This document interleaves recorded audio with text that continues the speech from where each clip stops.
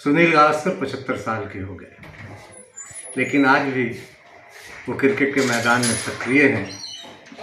मैदान से बाहर कमेंट्री करते हुए उन्हें सुना जा सकता है, देखा जा सकता है और अपनी जिंदा दिली के लिए भी वो खासे मशहूर है।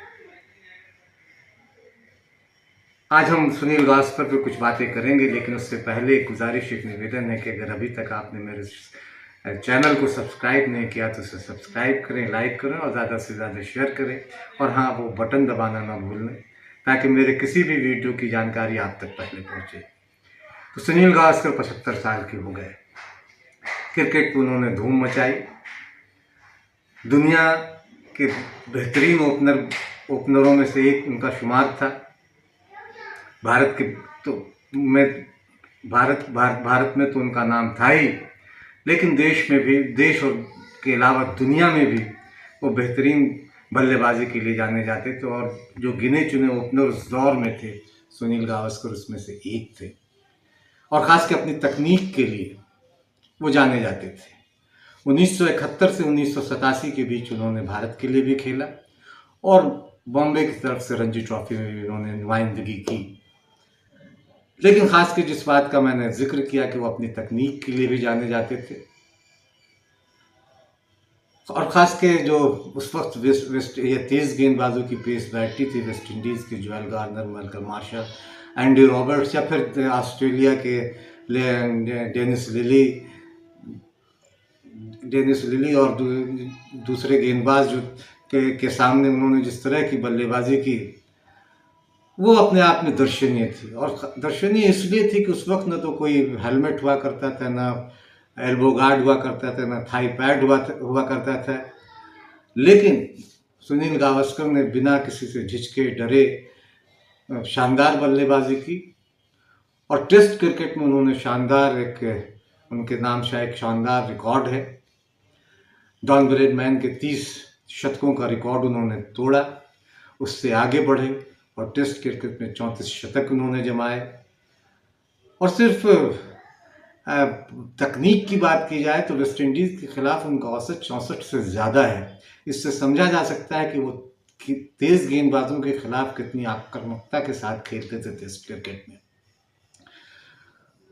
उनकी वो कप्तान भी रहे। उनकी अगुवाई में भारत ने 1984 में एशिया कप जीता और 1985 में वर्ल्ड चैम्पियनशिप और क्रिकेट का वर्ल्ड चैम्पियनशिप का खिताब भी जीता। उन्हें कई अवार्ड मिले, खास के पद्म अर्जुन अवार्ड मिला, पद्म भूषण मिला। इसके अलावा आईसीसी के हॉल ऑफ फेम में वो 2009-2012 में शामिल किए गए और आईसीसी का सबसे प्रतिष्ठित CK Nayudu lifetime achievement award भी उन्हें मिला। सुनील गावस्कर जिंदा दिल शख्सियत हैं। उन्हें अक्सर उनसे मुलाकातें हुई, बातें हुई, खासकर जब 1996 में भारतीय टीम विश्व कप के सेमीफाइनल में जिस तरह से ईडन गार्डन में दर्शकों के हंगामे की भेंट की वजह से भारतीय टीम को वर्ल्ड कप से उनको की विदाई हो गई, तो उनके साथ मैं बाहर आके ईडन गार्डन के बाहर जिस तरह से एक दीवार पर निराश उदास बैठे हुए देखा। मेरे साथ मेरे संपादक प्रभाष जोशी भी थे और उनके चेहरे पे पसरी निराशा, हम सबों के चेहरे पे पसरी निराशा। अंदर कहीं हम लोगों को टीस बनकर उभर रही थी, लेकिन वो जिंदा दिल थे। और एक बार जब 1992 के बाद जब मुंबई में दंगे हुए थे, इस बात का जिक्र इसलिए कर रहा हूँ कि जब मैंने उनसे बातचीत की कोशिश की एक बार 1992 के बाद 1993 का संवत्सर मार्च, जनवरी, फरवरी का में मुंबई में दंगे हुए थे। उस दंगे में बहुत सारे लोगों की जानें गई थी, लेकिन सुनील गावस्कर ने कई मुसलमानों की जान बचाई थी।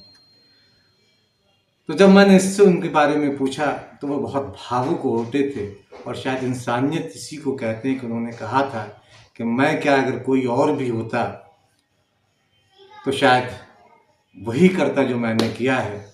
और एक बार उन्होंने ये भी कहा था कि देश से बड़ा कुछ भी नहीं होता, न रिकॉर्ड, न इतिहास, न कोई शतकों का शतक, देश सबसे बड़ा होता है। और सबसे दिलचस्प चीज़ ये है सुनील गावस्कर में कि वो मिमिक्री बहुत अच्छा करते हैं। अपने साथी खिलाड़ियों की जिस तरह से आवाज़ें निकलते हैं, गेंदबाजी या बल्लेबाजी की जिस तरह से वो मिमिक्री करते हैं, वो अद्भुत है, दर्शनीय है। अक्सर जब कमेंट्री करते हुए, अभी तो कई बार हम लोगों की मुलाकातें हुई, जब IPL या दूसरे मैचों में वो कमेंट्री करते हुए नज़र आए।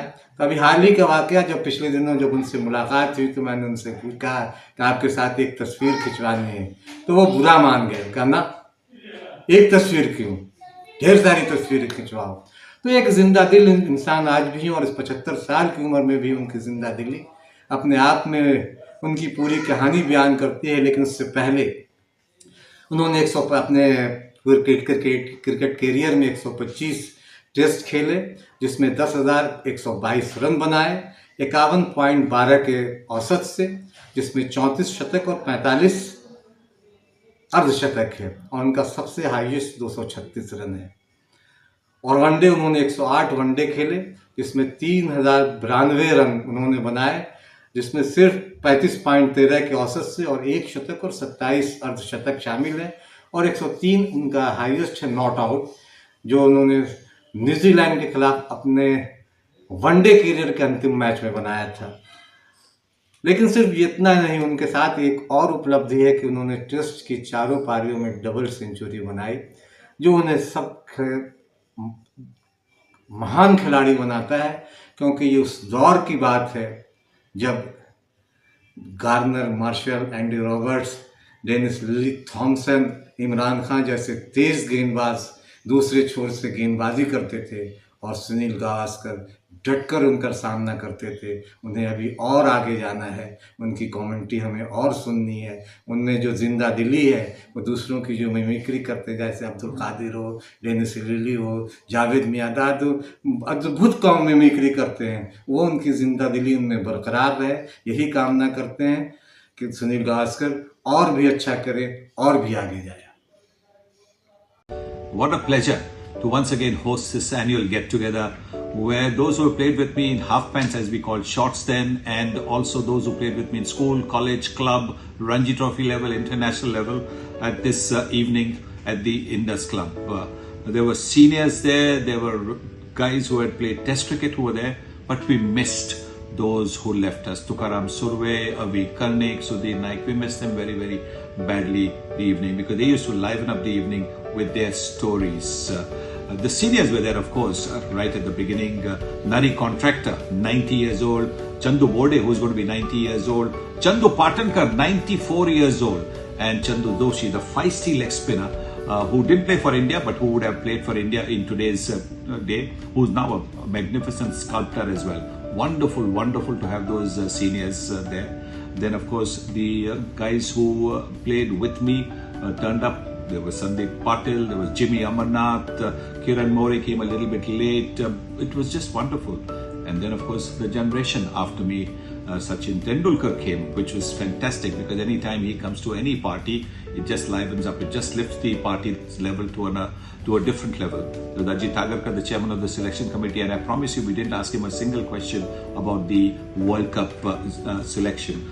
And of course, there were plenty other there. Jatin Paran's play, there was Praveen Amre as well. It was just a fun evening, and something that we all look forward to, because it gives us an opportunity to meet the people we've played with over the last so many years. And there were my dear friends from the entertainment industry as well.